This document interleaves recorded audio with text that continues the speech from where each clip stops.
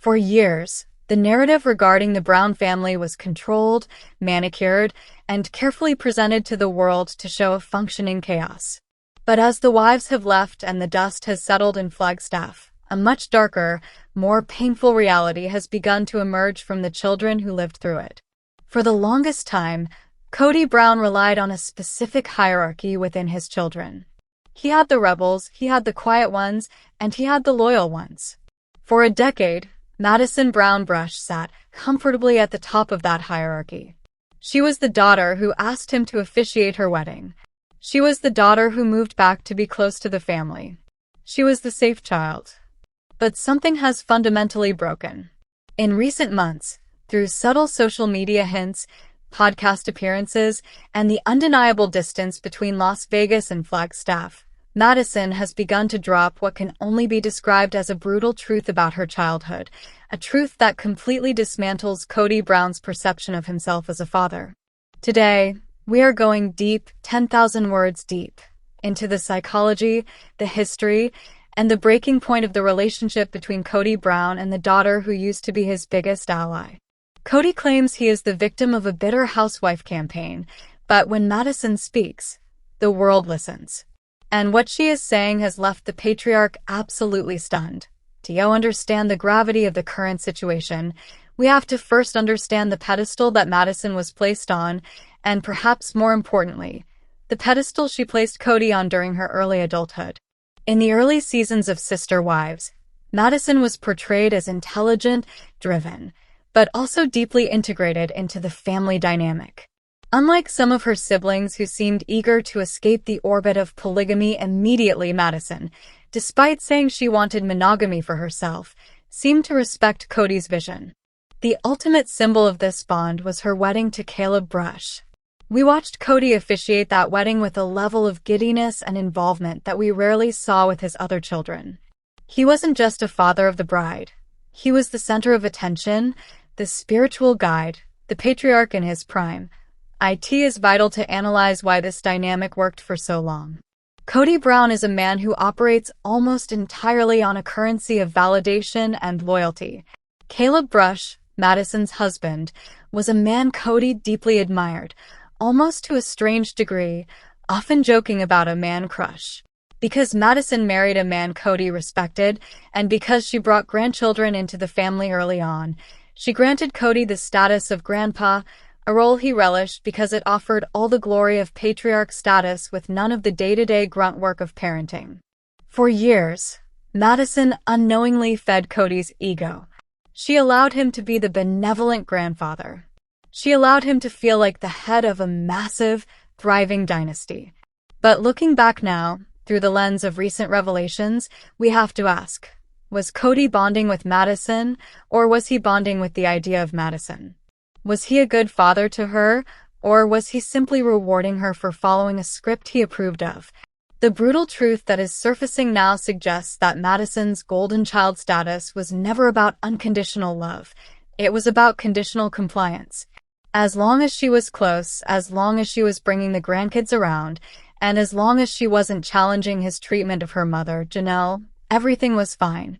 But conditional love is a ticking time bomb, and the countdown started the moment the family began to fracture. If the move to Las Vegas was an adventure, the move to Flagstaff was a demolition. This is where the foundation of Madison's relationship with her father began to show not just cracks, but structural failure. While Madison was living in North Carolina for a period, she was observing the chaos from a distance.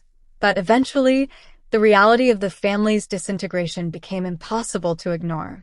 The primary catalyst, as it was for almost everyone in the Brown family, was the COVID-19 pandemic. This era didn't just introduce safety protocols. It handed Kody Brown a mechanism to test the loyalty of his wives and children. We have to look at the brutal truth Madison faced during this time.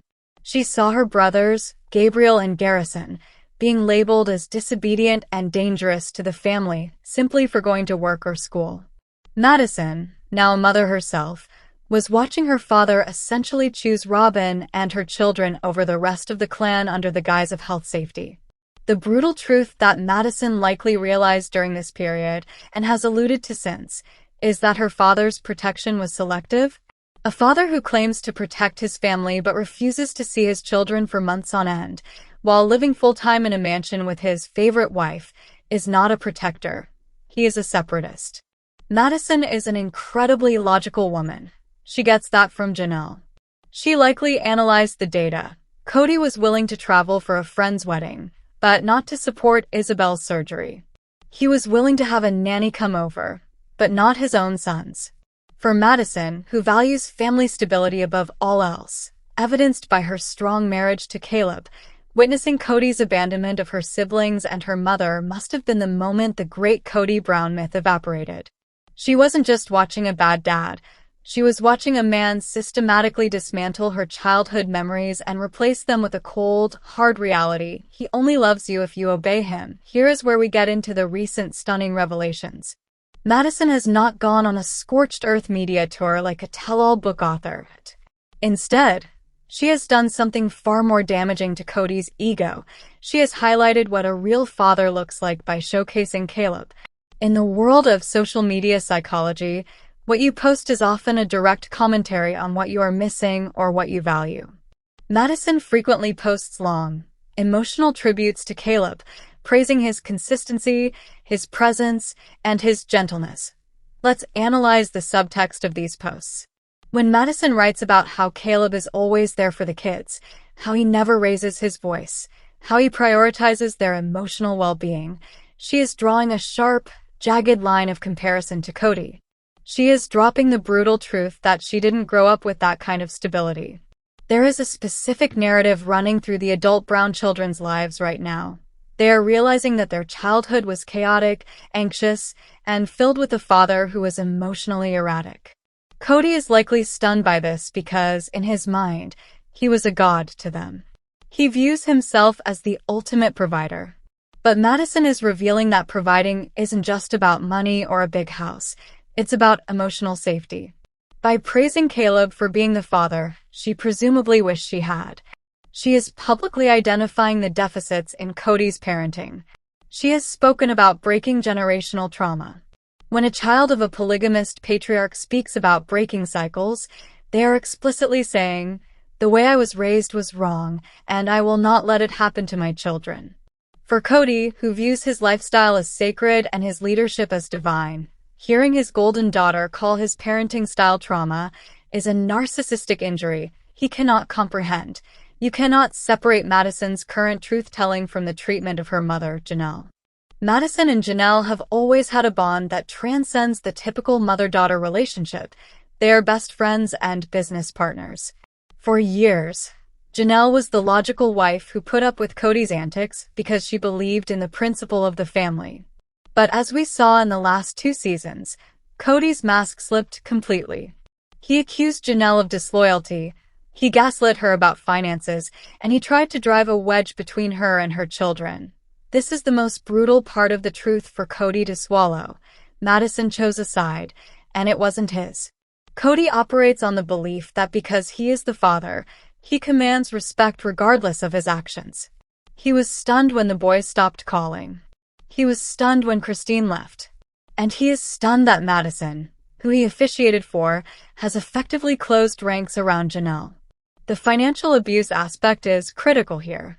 Janelle admitted on camera that she has nothing to her name because she gave it all to the family pot, money that went toward Robyn's mansion. Madison, as a business-minded woman, sees the theft in this. She sees that her mother worked for decades to support the family, only to be left with nothing while Kody and Robyn sit on a hoard of art and jewelry. Madison's distance isn't just teenage rebellion. It is a moral stance against financial and emotional exploitation. She is witnessing her mother having to start over in her 50s because of Kody's selfishness. The brutal truth she drops is via her actions. She has cut Kody off from the supply of grandchildren and adoration because she refuses to let an abuser, financial or emotional, have access to her peace. We must approach this section with the utmost respect and sensitivity, but it is impossible to discuss the current state of the Brown family without acknowledging the tragedy of Garrison Brown. His passing was a seismic event that shattered whatever remained of the family facade. For Madison, this wasn't just losing a brother. It was losing a sibling who had been visibly hurting, a sibling who had been on the receiving end of Kody's strict rules and estrangement. While Madison has kept her grief largely private and dignified, the context speaks volumes. The brutal truth that hangs over the family now is the question of accountability. In the wake of such a loss, a family usually comes together.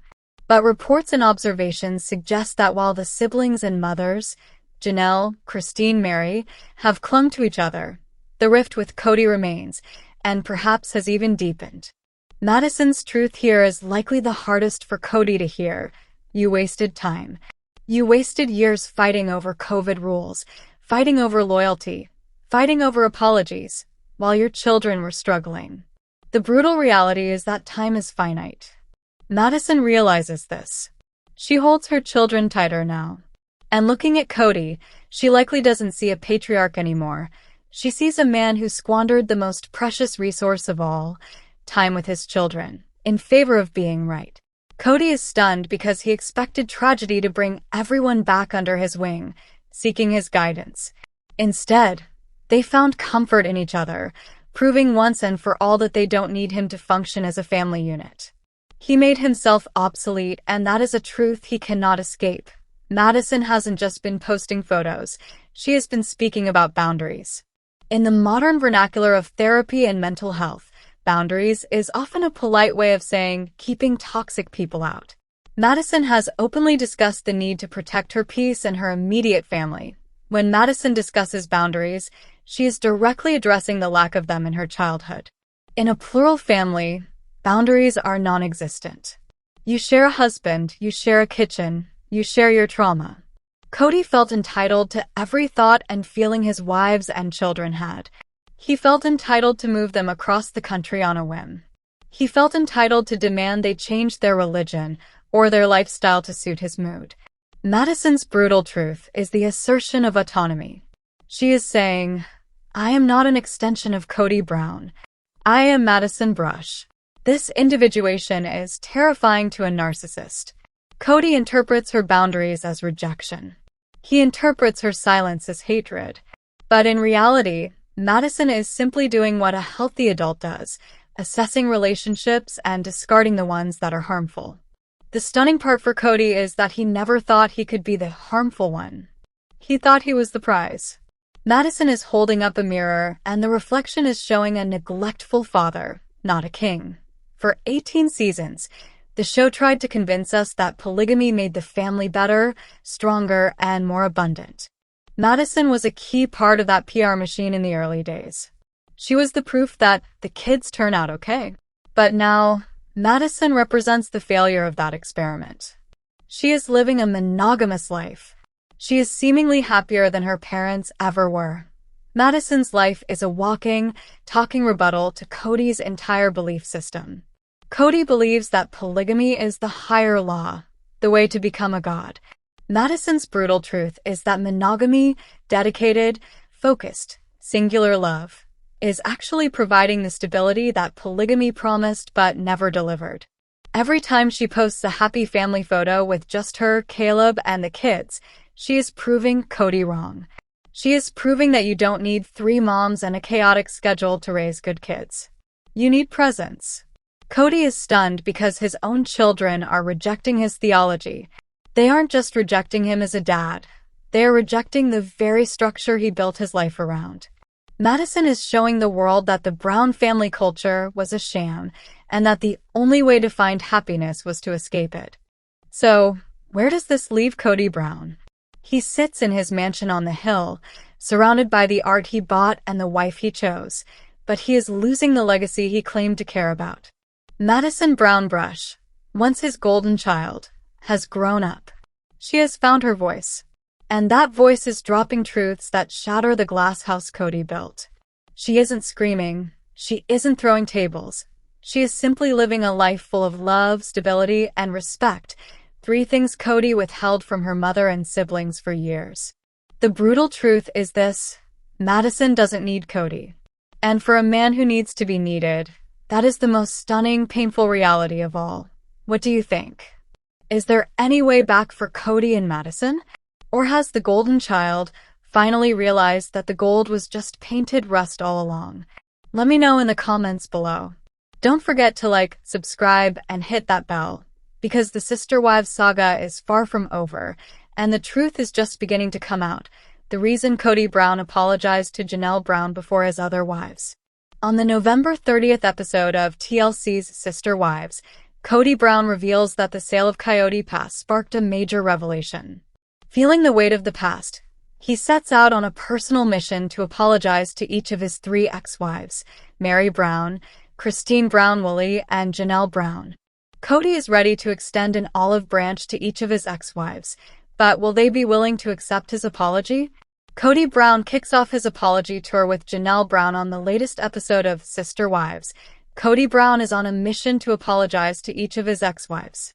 Hoping that these apologies will bring him a sense of healing, he meets with Janelle Brown first. While on his way to meet Janelle in North Carolina, Kody admits why he decided to meet with her first. The reason I'm going to Janelle first is simply because there's so much less toxicity. There's so much less for me to forgive. It's easier for me to ask forgiveness, he shares. While the episode ends before viewers could see Kody and Janelle actually meet, Janelle revealed that she was skeptical about his intentions.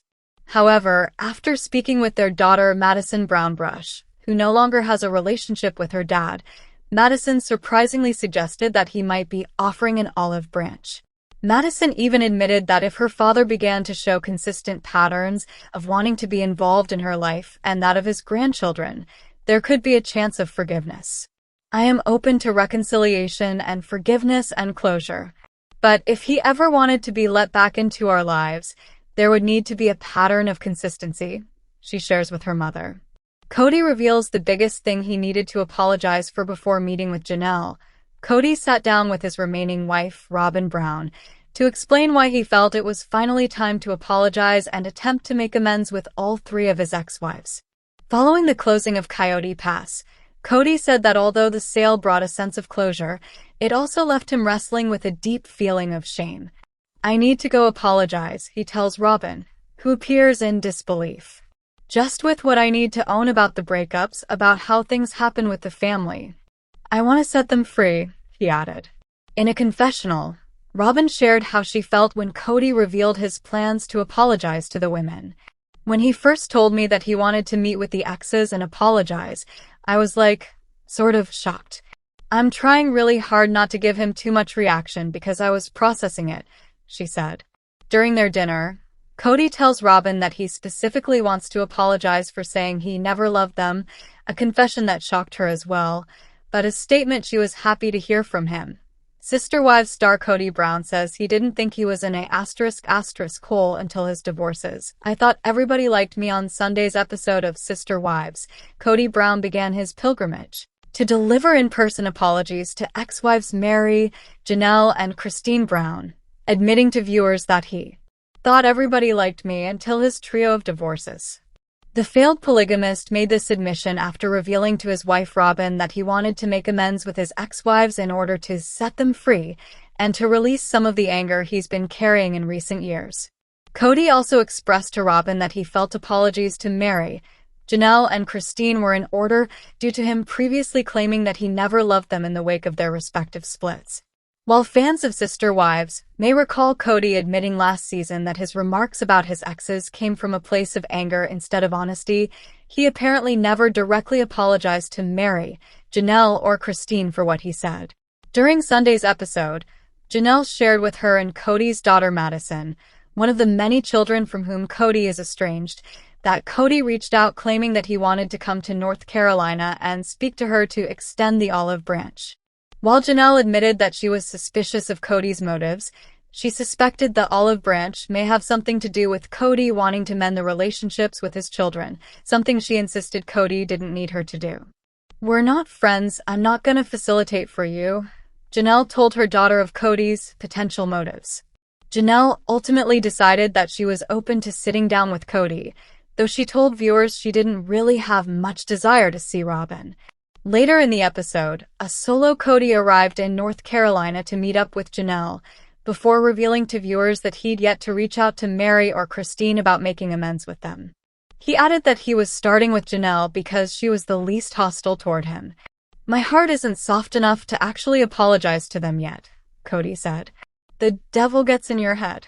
You know, like, Father in heaven, I need some help here, 'cause me this jackwagon. I'm just an A** hole to most people, and I really don't want to do that anymore. Kody then claimed that he wasn't even aware that he was an A** hole until 3 of his 4 marriages blew up. I never thought I was an A** hole until I got divorced, he said. I thought everybody liked me, and then when, the 3 people you thought you were the superhero for says, you're an A** hole, it's like, what are you talking about? You're the A** hole. Sister Wives fans will have to wait until next week's episode to find out how Kody's apology was received by Janelle. Meanwhile, Kody's face-to-face apologies to Mary and Christine will also happen at some point this season, as clips of both encounters were featured in the Season 20 trailer. New episodes of Sister Wives air Sundays on TLC.